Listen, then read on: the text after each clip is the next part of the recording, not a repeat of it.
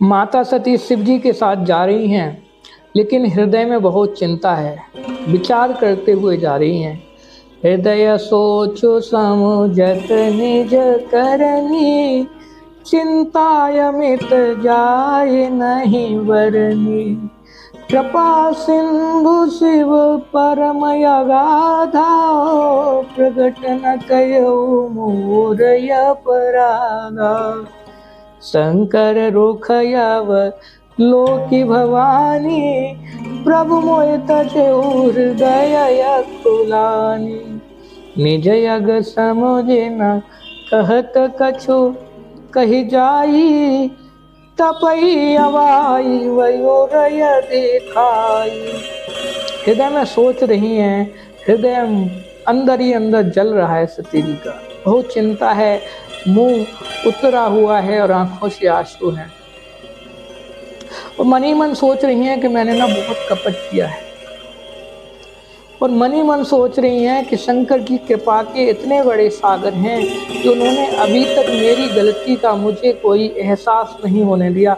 उन्होंने अभी तक मेरी गलती का मुझसे कोई जिक्र नहीं किया। मेरी गलती के बारे में अभी उन्होंने मुझे कुछ नहीं बताया। लेकिन ये भी सोच रही हैं मन ही मन कि शिव जी ने मुझे त्याग दिया, शिव जी ने मेरा त्याग कर दिया शायद, इसीलिए वो चुप हैं, बोल नहीं रहे, मुझे कुछ बता नहीं रहे, मुझसे बात नहीं कर रहे। लेकिन इधर शिव जी बहुत दुखी हैं। शिव जी के हृदय में भी बहुत चिंता है। कैसे छोड़ें, कैसे त्याग करें सती जी का, जिनको वो प्राणों से भी ज्यादा प्रेम करते हैं, परंतु वो प्रेम भी नहीं कर सकते, अब उन्हें चाह भी नहीं सकते। चली जा रही हैं सती जी, सोचते हुए हृदय में बहुत चिंता है।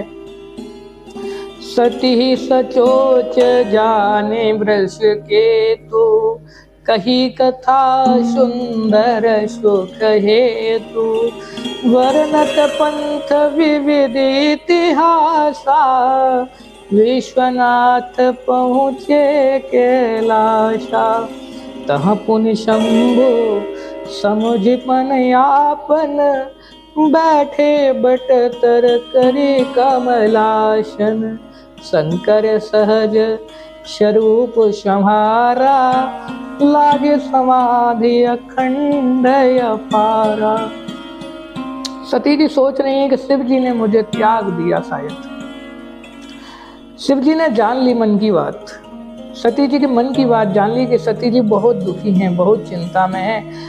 मैं एक प्रयत्न करके देखता हूँ, शायद इनकी चिंता दूर हो जाए। तो शिव जी ने बहुत सी कथाएं उन्हें सुनाई, रास्ते में पुराने इतिहासों का वर्णन किया, बहुत से उदाहरण दिए कि उनकी चिंता दूर हो जाए। लेकिन सती जी की चिंता कैसे दूर होती? सती जी की चिंता तो ऐसी चिंता है कि वो अब कैसे कटे। शिव जी ने बहुत प्रयास किया, बहुत प्रयत्न करे कि सती जी की चिंता दूर हो जाए। सुनाते सुनाते कैलाश पर्वत पर पहुंच गए दोनों।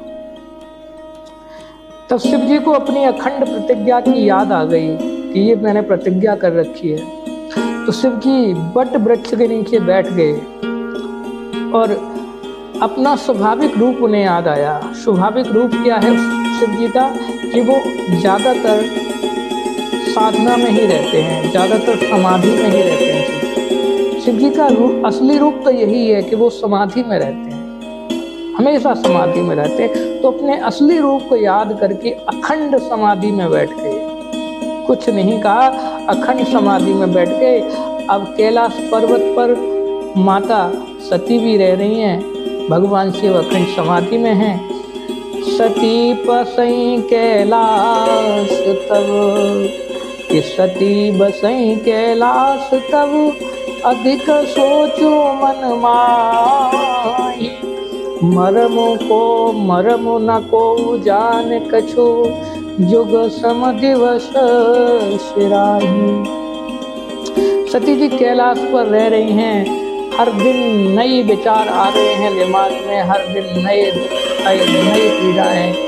एक एक दिन उनकी सालों की भांति कट रहा है सती जी का, और सोच रही हैं कि हे विधाता, मेरे दुख का निवारण कब होगा, ये मेरा दुख कब कटेगा। कब ऐसा दिन आएगा कि मेरे दुख के बादल जो मंडरा रहे हैं वो कब छटेंगे।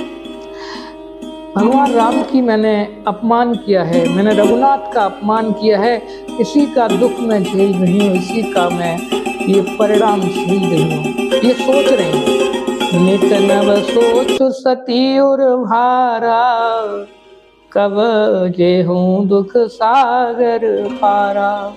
मैं जो कीन रघुपति अपमाना, पुण्य पति वचन मृषा करी जाना।